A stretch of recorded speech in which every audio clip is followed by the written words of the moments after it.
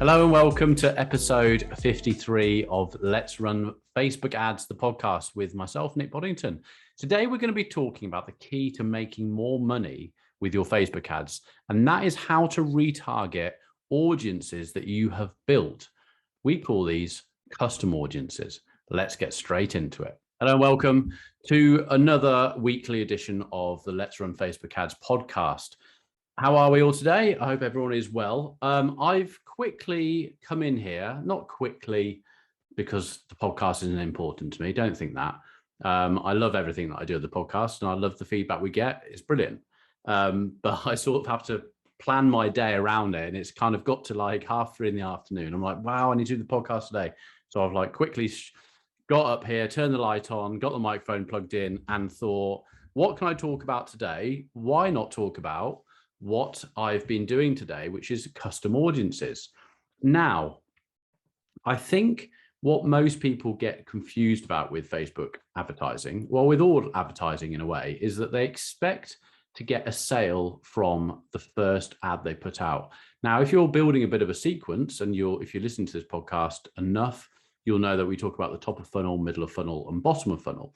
Now, what I mean by putting an ad out there and not getting something back straight away is putting an ad at top of funnel, going out to a completely cold marketplace and expecting the people who see your ad to buy from you straight away. Now, there are occasions, if you're selling a product for £10, £15, £20, or you've got a nice offer on there and that person sees it and goes, oh, I could do one of those and goes on, the chances are you're going to get some orders straight away. But the majority of us aren't in that position. So we're selling a B2B service or a B2B product or more expensive product. So everything, we're not selling things that are straight off the cuff, going to make a decision and buy.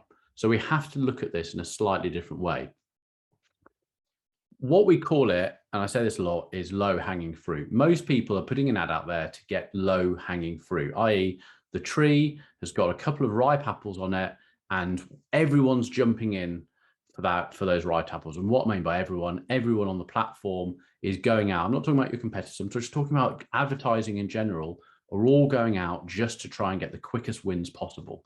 Where all type of advertising comes into its power is when you start nurturing people and getting them to like, know, and trust you.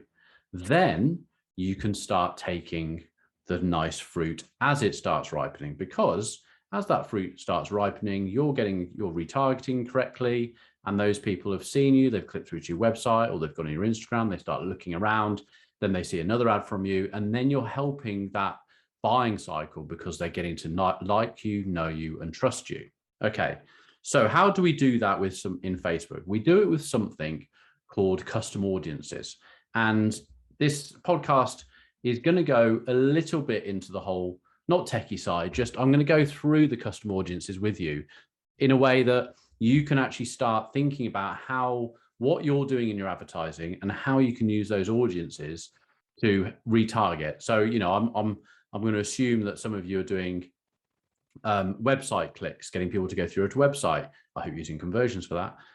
Some of you are going to be using video, all these sort of things. So we need to go through those audiences in a sort of step-by-step way so that I can tell you about how to do it. So at that point of this podcast, if you're driving and listening to this, you might want to, listen to it and go back to it and actually sit at your PC and actually look at how you can build these custom audiences, because this is how we want to get people to come through. So if people are watching a video, we want to retarget people based on watching a video. If people clicked your ad, we want to retarget based on them clicking through to your website, and so on and so forth. Now, just on video is absolutely so powerful at the moment. It has been for a while. All the ads that we run for clients, whether we're doing it on dynamic creative, we're looking at the results in Facebook and seeing where those results are coming from. We had a look at one yesterday. It's to do with a charity which is also in ties with the competition is, win a £250,000 house, and then they collect donations through the funnel with the funnel sequence, and it's working a treat.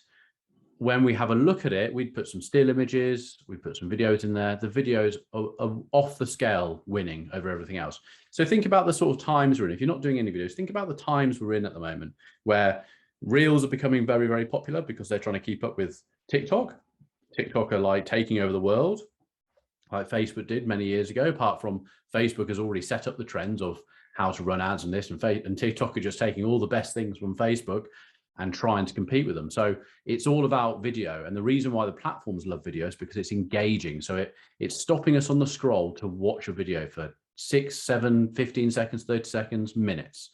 Okay. And the idea of these platforms is to get people to stay on the platform and not go to another platform. So Instagram wants to keep you there. Facebook wants to keep you there. TikTok wants to keep you there. Snapchat wants to keep you there. Video is a great way of doing it. A still image just gets you to go past. So it's not saying that still images don't work. I'm not saying that at all. You've got to test these things out, but video is a great one. So let's get into it. So where do you go to build audiences? When you're in your ads manager, you'll be in your business settings or in your ads manager, whatever. Let me go from there. And you will see the little three.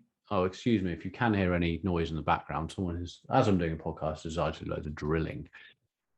Underneath the house, in the left-hand side of Ads Manager, we've got the 3 lines, the tools. In there, I want you to look for audiences. It's either going to be in your top 6 boxes, or you might have to scroll down if you're not using it. And it's underneath something called, first of all, you've got manage business, and then you've got advertising. It's under the advertising area, and you've got audiences. Click on to audiences. Now, if you've done this before, you'll see in there, but I'm assuming a lot of you haven't. So it's going to be an empty area. Just waiting for it to load. Right, in here, we have a blue button on the left-hand side called Create Audience. In there, you'll see Lookalike, that's another episode. We've got Custom Audiences. When you click on the Custom Audiences tab, you choose a custom audience source. Now on here, we have sources of website, app activity, custom list, offline activity. I'm going to go over the most common ones to use. Us as an agency, the ones that we use the most, because the other ones you're probably not going to use. Then we've got Facebook sources, which is video, lead form, instant experience, shopping, Instagram account, events, Facebook page, and on Facebook listing. Now, the ones that we use the most, going from the top as I work through. If you don't hear me say one of them, it's because we just generally don't use it. Okay, website. Now, we click on website and we click next.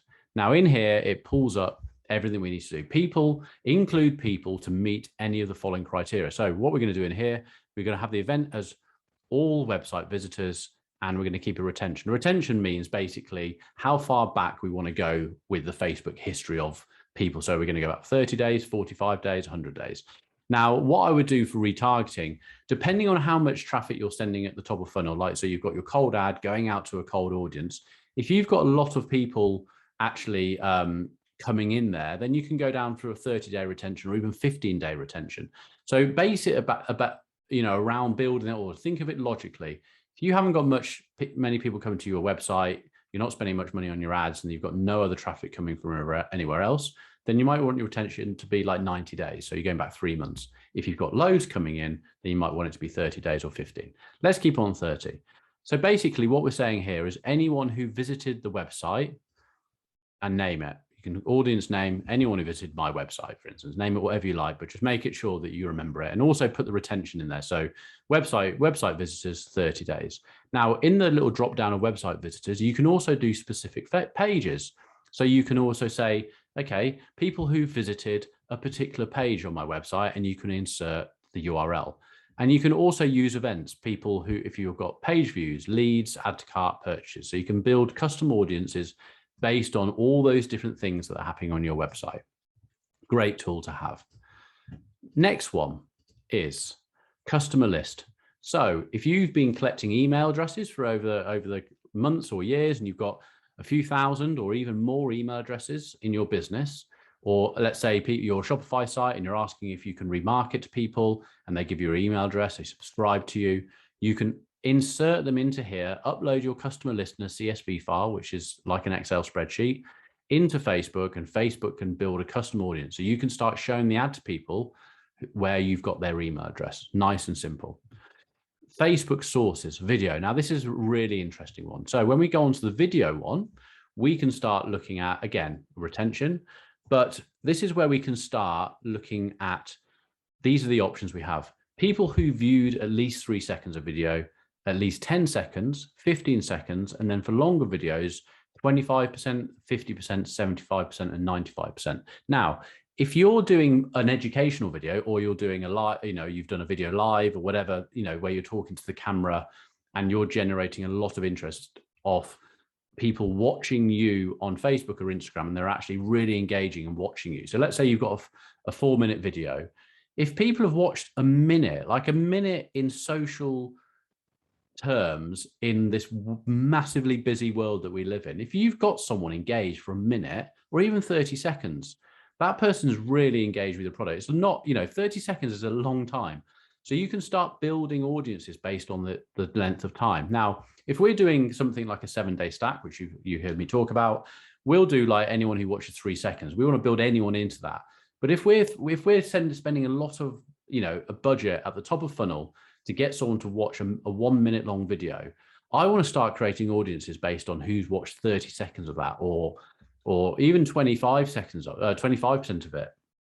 Really, really important, because that's a long time for someone to engage. So it's a brilliant strategy that if your top of funnel ad going out to a cold audience is running an engaging video and then building an audience based on who watched that video and how long they watched it for. Okay, again, name it. The retention, you could go back 30 days, 90 days, whatever you want, and save it. Okay. Some other great ones which come in, which you might know of if you've been thinking about building a 7-day stack, are the Instagram account and Facebook page. Now, I'm going to click into these and read the details. People who engage with this professional account, so your professional business Facebook or Instagram account, includes people who visited this profile or took an action on this post or ad, such as likes, comments, saves, carousel swipes, button taps, or shares.